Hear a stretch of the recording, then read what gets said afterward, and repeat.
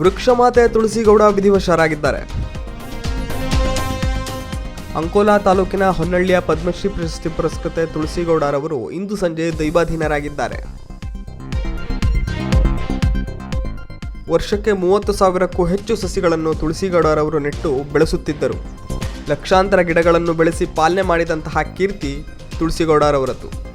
ಅಳಿವಿನೆಂಚಿನ ಸಸ್ಯಗಳನ್ನು ಬೆಳೆಸಿ ಹಸಿರು ಕ್ರಾಂತಿ ಮಾಡಿದಂತಹ ಹಾಲಕ್ಕಿ ಜನಾಂಗದ ತುಳಸಿಗೌಡರವರು ಇಂದು ಸಂಜೆ ದೈವಾಧೀನರಾಗಿದ್ದಾರೆ. ಇವರ ಸಾಧನೆಯನ್ನು ಗುರುತಿಸಿ ಕೇಂದ್ರ ಸರ್ಕಾರ ಪದ್ಮಶ್ರೀ ಪ್ರಶಸ್ತಿಯನ್ನು ನೀಡಿ ಗೌರವಿಸಿತ್ತು.